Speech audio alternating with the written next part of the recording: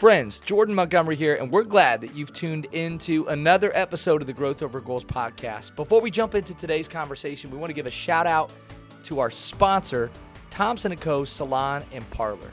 Thompson & Co. Salon and Parlor is a family-owned, stylist-owned community salon that fits the needs for all types of families. Located in downtown Iowa City and now a second location in Coralville, North Liberty area, TCO specializes in all things hair. In fact, that's where I've been getting my hair done for the last 7 years. TCO specializes in hair cutting, razor cutting, the most modern color techniques, and high-end hair extensions. As one of Iowa's only intercoiffure salons and Salon Today's top 200 salons in the U.S., TCO looks forward to being the salon of choice for you and those you love. Be sure to call or book on their website today at thompsonandcosalon.com. Thank you, TCO, for all you do for us and our community. Welcome back to the Growth Over Goals podcast. I'm your host, Jordan Montgomery, with a really interesting guest today who's had a unique path. He's had a unique path. I also met this guy in a really unique way, different than how I meet a lot of my guests. I'll say this, his son is one of the most pleasant, just enjoyable, kind colleagues that I've ever had. In a former life, when I was working in the financial services world, his son was a part of our organization, initially as an intern and then advisor. And I got to know my good friend Jimmy, who's with us today, through his son AJ. So shout out AJ Casas for connecting your father and I. Jimmy, it's been so fun to follow your journey. Love that you're investing some time with our audience today. You are a leadership guy. You're a culture guy. So we're going to talk all things leadership and culture today, which is perfect because this is a leadership podcast. So for those of you that don't know Jimmy, I want you to know a little bit about Jimmy's background. Jimmy served 22 years as a school leader. He is a best-selling author, speaker, leadership coach, and a state and national award-winning principal. Under Jimmy's leadership, Bettendorf High School, go Bulldogs, was named one of the best high schools in the country 3 times by Newsweek and U.S. News and World Report. Jimmy was named the 2012 Iowa Principal of the Year and was runner-up in the NASSP 2013 National Principal of the Year. In 2014, Jimmy was invited to the White House to speak on the Future Ready Pledge. Finally, in 2015, he received the BAMI Award for the National Principal of the Year. He's a 4-time author, a husband, a father, a speaker, a coach. He's become a dear friend. Welcome to the show, Jimmy Casas. Thanks for being here. Thanks for having me, Jordan. And you know what I love more than anything about that introduction, number one, is that you talked about my son, but more importantly, that you actually pronounced my name right. Most people get it wrong. So see, that means you actually care enough to know how to pronounce someone's name, because you'd be amazed how many different ways people pronounce my name. So Casas is the correct way. So well done, Mr. Well, there's Montgomery. nothing worse than getting someone's name wrong. And if my wife was listening, she'd be rolling her eyes because, Jimmy, I'm notorious for, I don't pronounce it wrong, but sometimes I take liberties. Like maybe I've only met somebody a couple times and I'll say, "Hey, Joe." And she'll be like, "That guy's name is John," you know? And she's like, "Why do you do that? You don't have to use the name, but names are important, right? So you want to make somebody feel, but if you're going to be a name guy, you got to understand something. Once in a while, you might get it wrong. So anyway, I'm learning, but I'm glad I got your name. I'm glad I am one of the ones that got it right, Jimmy. Hey, I want to dive right in. I want to talk all things leadership, culture. You're talking about this stuff all day, every day, living it, breathing it. And again, 4-time author. I love that about your story. I also love that you really wanted to dig into this conversation. Like I just think about all the conversations we've shared about books and podcasting, and you've already added value to my life. You've been teaching me. I've been learning from you from afar. And by the way, you're a great follow on social media. So go check Jimmy out on Twitter, especially. We'll add your social media handles to the show notes. But I want to dig in. I want to know, you've worked with a lot of school administrators, teachers, coaches, executives. You've done a lot in the corporate space. When you think about winning cultures, winning teams, I'd love for you to just kind of riff on some of the common denominators, some of the themes that you see with the organizations and teams who are functioning at a high level. Mm-hmm. Well, first of all, I would say this. I think the highest performing teams, Jordan, in my experience, are those that, number one, first of all, they look at the importance of modeling, because here's the key. If you are functioning as a team of an organization and you have other teams within your organization and you're not functioning at a high, in other words, performing at a high level, then I think the worry is, and the struggle is, well, then how am I going to expect other people in my organization to perform at a high level when we as the supervisors are not performing at a high level? So that modeling piece is certainly critical in the work that we do. So definitely high standards, but high standards for everyone, but most importantly, high standards for themselves. You know, we often say what we model is what we get. So we want to make sure as the leaders of the organization that we're modeling behaviors that other people want to replicate or emulate, because they look at us and they admire us, right? They look at the work we're doing and say, hey, I too want to be like that. So I think the modeling is critical, number one. Number two, they certainly invest time in people. This is still a people business. And that's just what I continue to remind people. And it's easy to say that because it's become kind of somewhat cliche-ish. You know, we hear this thing like people over programs, but yet we walk into organizations all the time, Jordan, and we see that people are not investing time in people. And the reason that is because they're moving quickly. They're always on to the next thing. And one of the things we'll talk about here a little bit is why it is so important as leaders that we really slow down, but I think we're moving too quickly. So what I do see is that effective teams really take time to invest in people, to really get to know their people, because the foundation at the end of the day is still relationships. It is still those connections, because that's the only way we can truly build trust. And if we look at healthy cultures and effective cultures, it's kind of hard to create that when there's not trust within the organization. And so there's a lot of mistrust, what I see in a lot of our businesses, a lot of our organizations that we work with.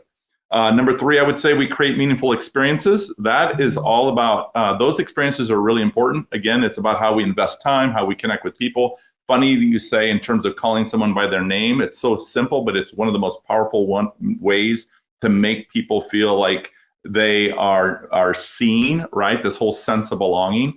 So the idea of creating experiences. So if you think about it this way, that means every conversation, every interaction, every time you engage with someone, when we walk away, the question is this: will they carry the banner for us? In other words, did we leave an impression that was so positive, that was so sincere, so genuine, so authentic, that they literally carry the banner and say, man, you got to meet Jordan Montgomery. That guy is awesome. That is what we mean by creating experiences, but it has to be real and authentic. And so every interaction is an opportunity to create that experience. So high-performing teams are really good at that. And the last thing I would say is I think they believe in their people. I think that's really important. I think they see that everybody in the organization wants to be great. And so the reason that's important is because we know when we look at cultures, Jordan, we're looking at behaviors.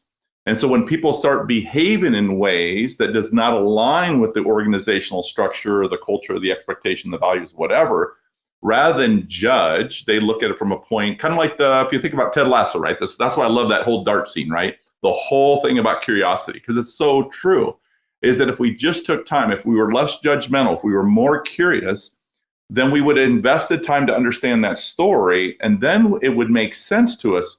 Well, if this person who went into the organization, if we believe they want to be great, think of one of your employees, Jordan, that employee is not producing at the level we want them to. We're like, what happened to them? I mean, we thought they were going to be great. We thought they were going to be amazing.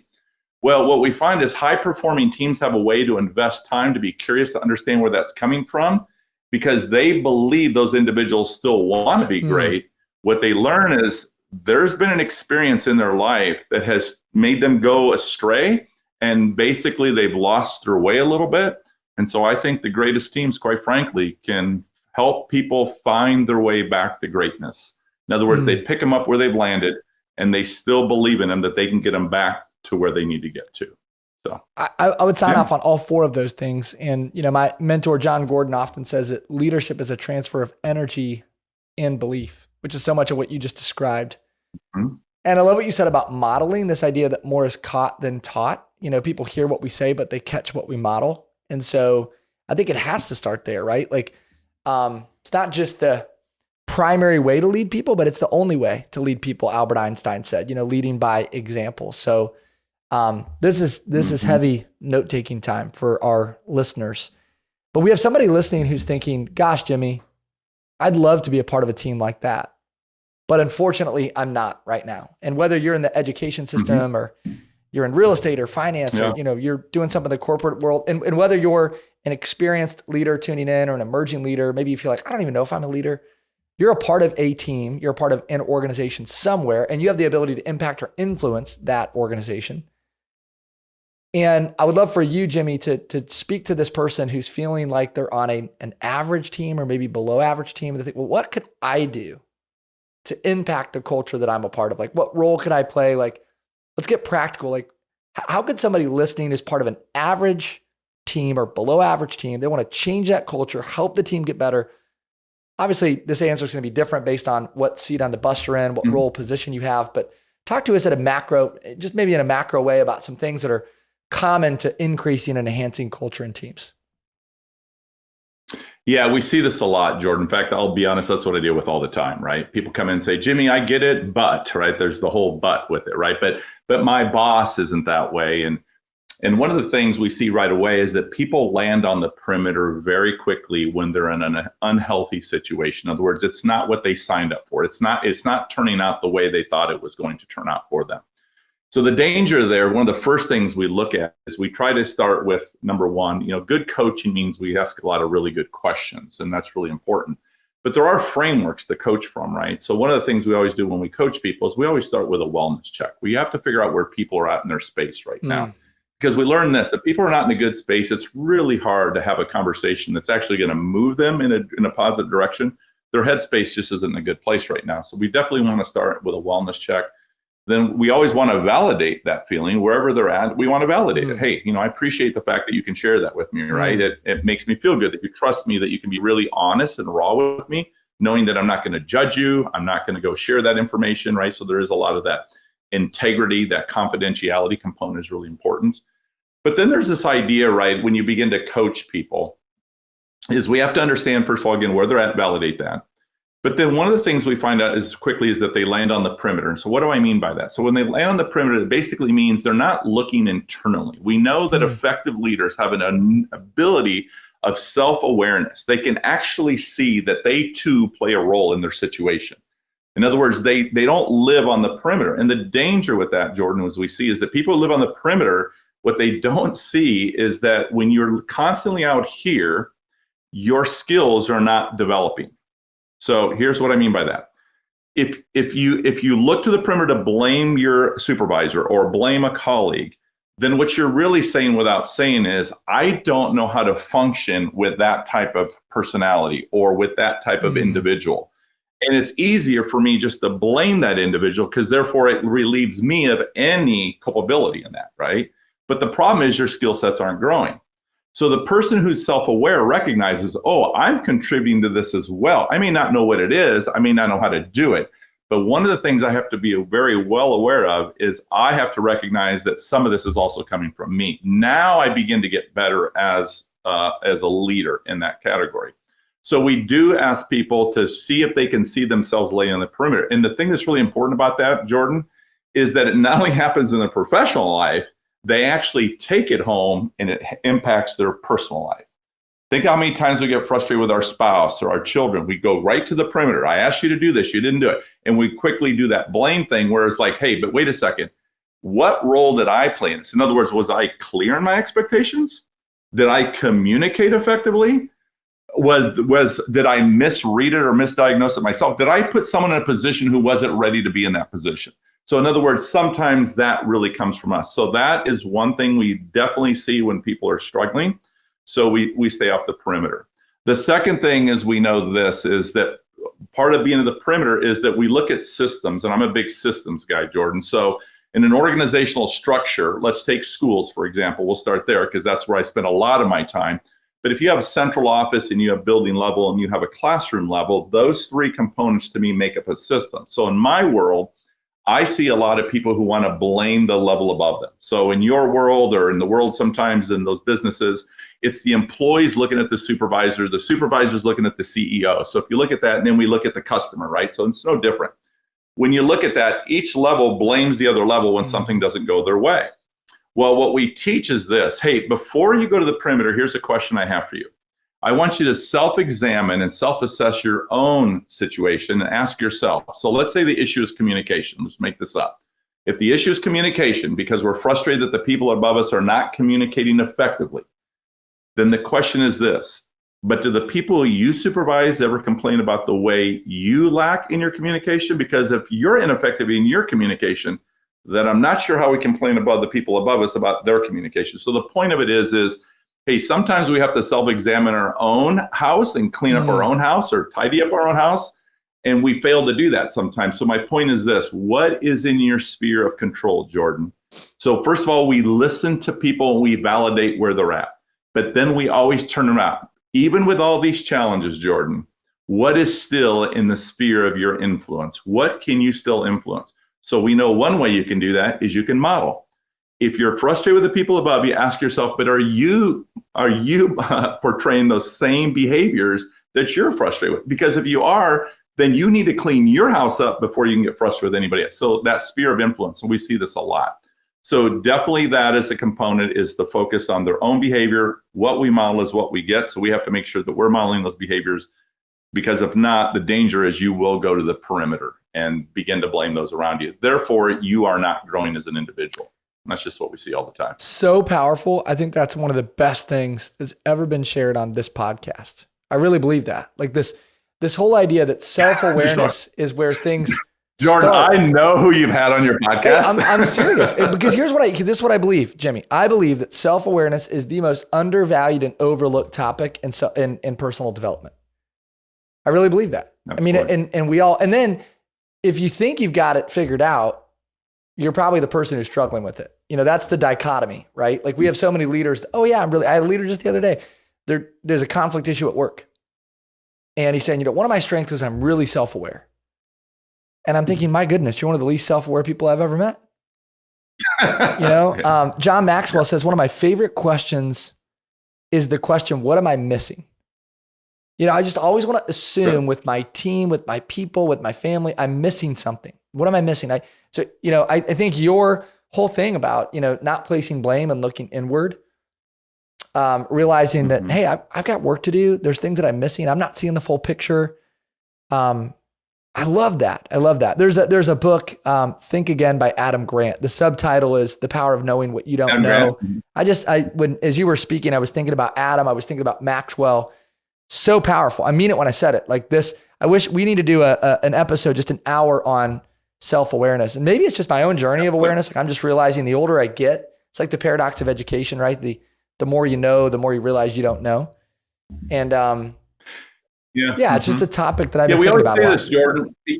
Yeah, because we always say this, right? I mean, just think about it differently. It's all, we in our company, we just call it reframing. We're constantly reframing the way we see things, because the problem is we only see it through a certain lens, but we can misread that lens very quickly, right? There's lots of reasons for that.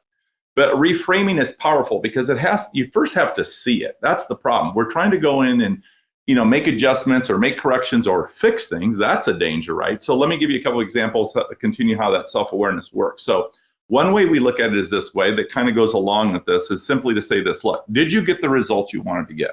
Whatever that result is you wanted. If you didn't get the result you wanted, then our belief is then something's wrong with your process. So we have to go back and re-examine the process and understand, where did the breakdown occur?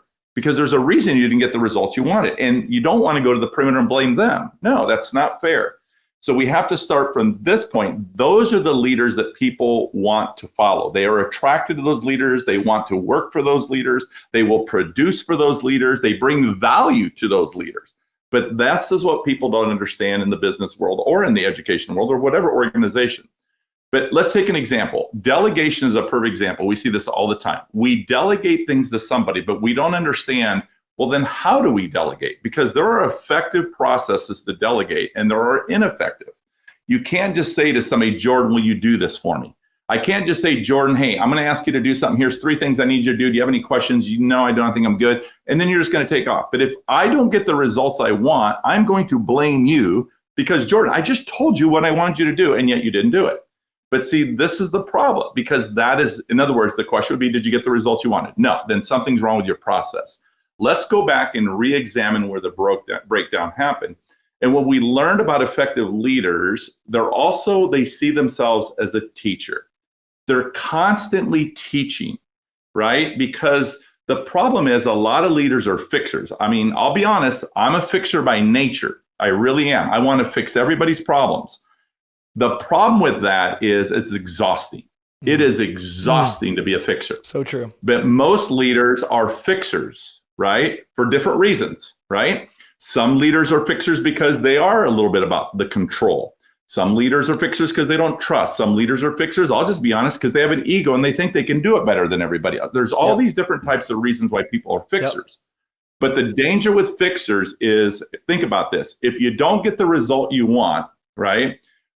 First of all, we fix, but then we go home and we complain about having to fix everything. So that's always ironic to me. But the other thing is when we fix something and we don't get the results we want, what do? We get frustrated with them, or they blame us. And then when they blame us, we begin to resent. Are you kidding me? I did all that for you, and now because it didn't turn out the way you're blaming me, well, then forget it. I won't do anything to help you. But see, this is the part where we're going back to the perimeter. And so it's always, to me, the process is, so there are frameworks how to delegate that will get you a more effective result. And one of those, obviously, is in terms of telling someone to do, is the clarity of what you're telling them to do. Number two, watch this. If once you tell someone to tell, and I say, George, so you understand what I'm asking you to do? And you'd say, yes, you say, good, because I want you to come watch me do it now. That's the teaching. That's the modeling. So now they can actually see it. And then I'd say to you, Jordan, so what did you think? You say, yeah, I think I could do that. Great, because now I want to watch you do it, Jordan. And now I go in and watch and observe you. That's investment. That's why I'm saying all these things intersect. So now I'm going to invest time in Jordan, because it is my responsibility to set Jordan up for success. And if Jordan is not successful, I'm not going to the perimeter to blame Jordan. I'm going to blame me, because I cannot let my people fail. So I tell, I teach, or I model, and then I observe. And the observation is the coaching and the teaching. And that's the part that most people leave out because they don't have time. And that's what's masterclass. Teach, model, observe. You know, it's been said that a good leader never says, our people don't, but rather says, I haven't led them to. I'm going to take ownership over what is or isn't happening. This is good. We need. I love that. That's exactly it. Right. Yeah. It's tell. You tell, you teach. The teacher's the model. So you tell them, you teach them, you observe them. So good. That's a cycle. So good. And the problem is we skip steps in the cycle. We don't get the results we want. Now I'm frustrated with you, right? I'm not delegating anymore to you. I'm giving you a poor evaluation. When we look and examine the performance of people in businesses and organizations, a lot of times it's being put on them, but what leaders don't understand, it's their processes for onboarding people are ineffective. They do not teach people. Now, there are exceptions to that. That's why they're higher performing companies. They're very good at onboarding people. They teach, and then they observe. They just don't put people in the field or delegate a task without. You should know when you give that person that task that they're going to be successful, because you've observed them so many times that they're prepared, they're confident, they feel capable. But that only happens through connections. And that's why when this started, we talked about the importance of building relationships, investing in people. So all these things really intersect. We're going to have to run it back and have you back on the podcast, Jimmy. We're just getting started, man. Like, this is so good. And it's the language that we speak at Montgomery Companies, leadership development, personal development. I've heard you talk about 4 of the most important words in leadership. I love this. I'm not good at it. Most leaders aren't. Here it is. Fixers. Fixers, right. Here's the 4 words. I need your help. Number 1, why do we struggle? Number 2, how do we get better at I need your help? Yeah. So again, what we see a lot in organizations, especially with leaders, they have all the right reasons, right? It might be because they see themselves as a servant leader. There's no doubt about that, right? We might see people who take a lot of pride in their work. We see people who say, well, I'm the boss, so I have to lead this. We see people who say, Jimmy, I'll just be really honest. My people are so tired. I can't ask them to do one more thing. I mean, and so most of the reasons are really good reasons. But what we learn by leaders, because they see it differently, they do see as one of the most important things that leaders do is they grow and develop more leaders. They have a great ability to build capacity in an organization. You look at every effective organization again, there is not one person doing everything. They have literally built a team of people who truly believe that they are capable and confident to do the work that needs to be done. But it's really clear to them what they need to do, right? So they've been trained, they've been supported, all those things that come into place. Whether it's given the time, the resources, the guidance, the support, all those things are already in place. But the I need your help is what we learn is in organizations, if we're truly believing about building capacity, one of those things is we believe effective leaders are authentic. We believe authentic leaders are transparent, and we think effective leaders are vulnerable. And once again, if you think about collective efficacy, the belief that you can bring a group of people together and you share a vision. In other words, you have to share what the vision is. In other words, why did I bring these people together? So let me tell you the vision of why I brought you together. And then, of course, not just the vision, but why is this my vision? So that even brings more clarity. And then we say, then the 4 most powerful words in leadership are I need your help. But now we need an effective process to give everyone in that team that you brought together a true voice. And again, you need a process to do that too. Giving people a voice does not mean, hey guys, what do you think I should do? That's not an effective process. You're probably not going to get a good result of it. And we see this all the time again. So I do a lot of observations, Jordan, especially in meetings. Meetings, oh my goodness, when we do assessments on cultures, it almost comes back always in the top 5, meetings are a waste of time. Well, that is sad considering how much time we spend in meetings. That's right. But that's because we don't have an effective framework of how we're actually going to run this meeting. We don't have effective process. How do you keep people engaged? How do you make sure that people are bringing value? I mean, if you look at meetings, there are a lot of people who are being somewhat passive. They're kind of sitting on the perimeter. They're not really contributing a lot. But then we have to understand why, right? We don't want to judge it. That's where the curiosity comes in. Maybe they're a processor. Maybe they're not ready to give, but man, are they processing? And they're going to come back later and give something of value, but in the moment, it's too much for them, right? You might have that person on your individual. You might have the person who wants to control everything. They want to keep talking, shuts other people down. And there's a lot of dynamics that happen in meetings. We see this all the time. I love observing meetings because it's a place that I know that needs a lot of work in almost every organization we go to. Because again, people say, hey, another meeting, oh my goodness, gouge my eyeballs out. Yes. They don't really want to go. There's all these negative undercurrents. That's what we call them, undercurrents. That's anything that hurts your morale in your organization. But the problem is what leaders don't realize is that we create the undercurrents. So the idea of bringing people together and I need your help is what it really stands for is this, Jordan, is leaders will not see their own undercurrents. So the idea is to create effectively a process where you're basically saying, help me see the undercurrents that I do not see, because that's what's going to hurt your organization. It's going to hurt your culture. It's going to hurt your product. It's going to hurt your bottom line. It's going to hurt your reputation. So just imagine this. Imagine Jordan Montgomery going to his team today and saying, guys, I've been thinking about something, and I've been thinking about doing this or making this change or implementing this idea. If I were to do that, what undercurrents would that create for our organization? And I promise you this, Jordan, they see the undercurrents. You don't. Happens every time. Every time. And that is because in our world, we live for a certain level, especially as the owner and a CEO, you can get caught just like this. But you better be careful because you need to see it like this. And that's why you bring these people to help you see what you don't see, which are the undercurrents. The hard part for me when I work with leaders is I have to tell them, remember, Jordan, when they call me, they're calling me because they have a problem in the organization. And then I have to tell them through a lot of questioning, but at the very end, you know what I have to tell them? I need you to understand this something, and this is going to be the hard part, but what you do not see is that you're actually the undercurrent. You're the undercurrent. Man, You're good. the undercurrent. That's so good. They don't see that. I was the undercurrent always, Jordan. I just didn't see it. And I didn't have an effective process. And until somebody helped me see it, I mean, I didn't want to hear it either.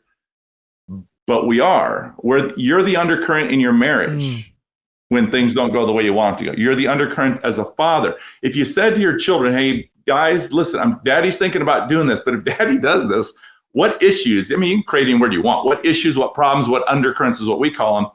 what will happen? And it gives them a voice. You actually see something like, you know what? Didn't think about that. And now it brings value to them. They feel like they have a voice in this. And when we feel people have a voice in it, they're more invested. They're more invested because they want to protect you. Remember, they want to be great. You already told them that. But you're going to need their help. No one gets to where they're at without somebody helping. You are where you're at, Jordan, because somebody helped you get there. That's a fact. Yeah. You did not do that alone. There is no way. I know that. And I'm not here. So why are we so hesitant then to keep going back and using that formula?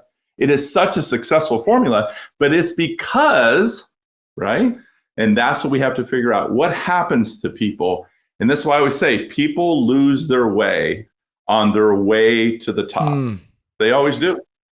They always do. Don't you think too? I think it's harder, Jimmy, to receive truth. Like when you're starting out in your leadership journey, when you're less experienced, you're getting all kinds of feedback, and you're constantly being coached and evaluated and assessed. And then once you have a little bit of influence and then more influence, and eventually you're leading maybe a larger team, you just get less organic feedback. And so you really have to fight for it.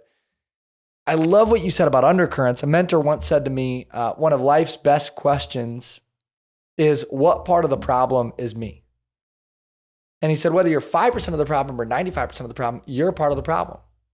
And any conflict that you've ever been a part of, there's a common denominator, and it's you. You have been a part of that conflict, a part of that issue. So anyway, I love where you're going. You need to write a book just squarely on the topic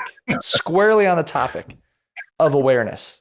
I know that awareness is a thread throughout a lot of your work, but just squarely on awareness, and we'll call it undercurrent. There you go. Jordan, you said something that was really interesting. I don't want to lose it because I think it is an important component. You just said that, and I think it's valuable for people to hear this, and that is, you are going to have all sorts of people coming to you and giving you advice and sharing their thoughts. And how do you work through all that, right? Like, who do I listen to and where do I go with this? And I mean, I think that's part of the danger. Sometimes we can get too much advice. It almost like it paralyzes us. Right. Like, I don't even know what to do anymore because I'm so conflicted. Right. One of the things I teach people all the time, it's something that someone reminded me of, is, first of all, we have to figure out who we are and who we want to be, right?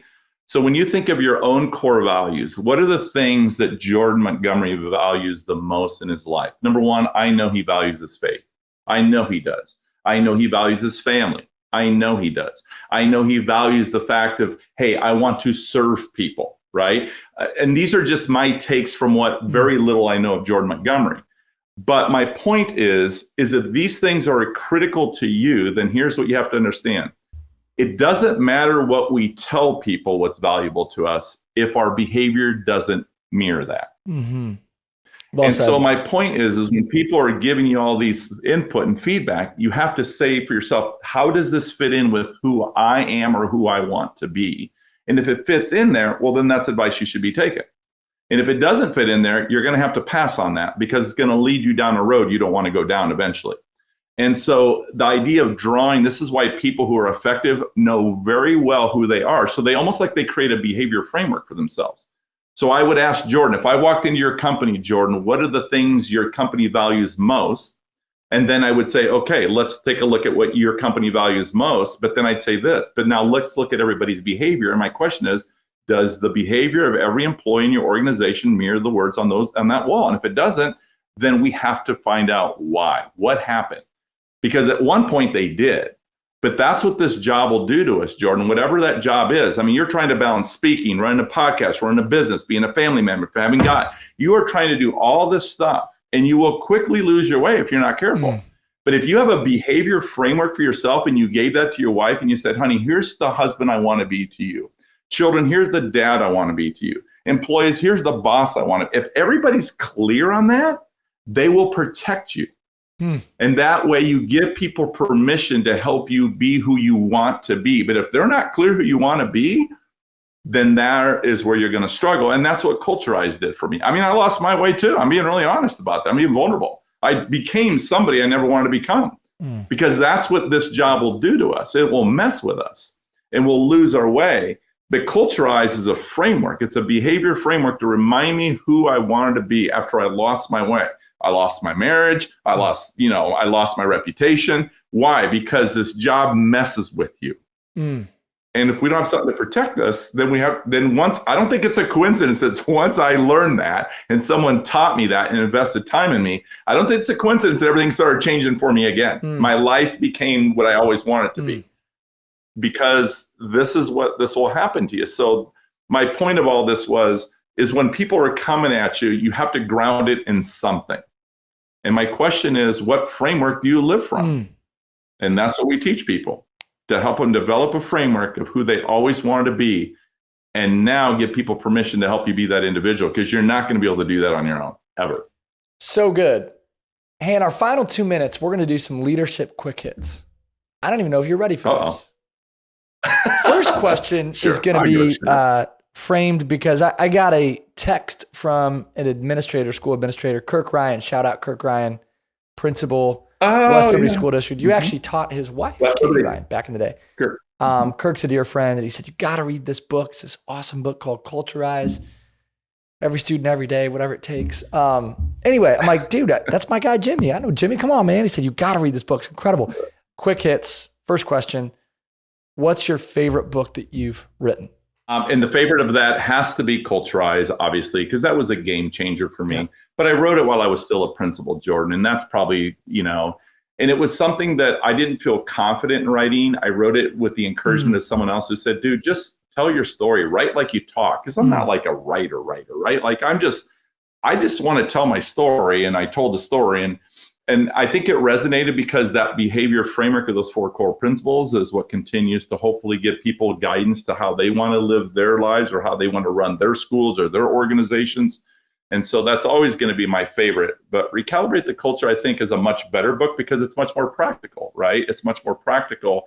And so I'm always trying to just take the learnings. I always say that the content that I write and talk about is actually the content of the people that I work with or for. It's good. Right? I just take their issues, their concerns, their worries, their stresses, and I try to help them reframe it and then help them identify, here's what you're contributing. In other words, it's simple to me. What's the problem you're trying to solve? Why does it exist? And what are some things that we can do better to get a better result? But I'm not a fixer anymore. I can't fix all these problems. I'm very honest about people when they hire me. Listen, I'm not a magician, people, but I can promise you one thing. I'll help you become a better version of you if you want to be. It's good. I can do that. I'm a really good coach when it comes to that. But I can't fix all the problems either. Favorite leadership quote?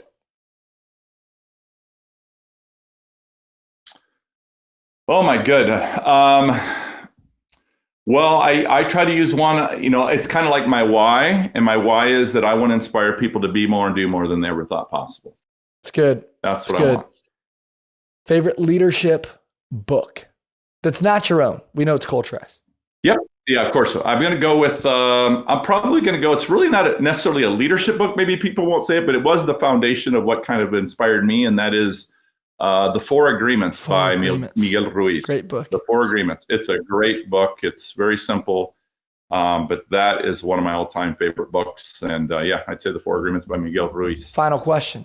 You can have dinner with one person, leader, dead or alive, that's not a part of your immediate family. Because I know you're a family guy and you'd say your family.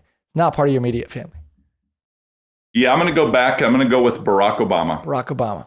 And I had a chance to meet him at the White House. And I didn't tell this story, but I know this, that when we were told, hey, when the president comes out, you cannot approach him. You cannot get near him.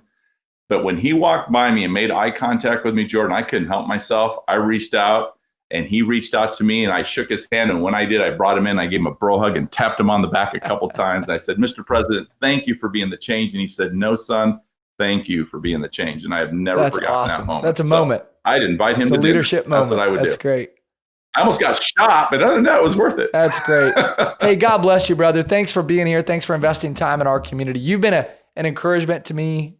You check in, you've been real and authentic, and you've just been, just a friend, even from afar. And so glad that AJ connected us, that I had the fortunate opportunity to work with your son, and love seeing his life take off and your continued impact and legacy grow. So I just want to say from the bottom of my heart, man, thanks for getting us, helping us get better over the last 40 minutes. Well, thank you for taking the time with me, and thank you for being so good to my son, AJ, and that means the world to me. Hey, Team Casas, love you both. God bless you, brother. Thank you. This has been another episode of the Growth Over Goals podcast. I'm your host, Jordan Montgomery. Thank you for listening. Thanks for being here.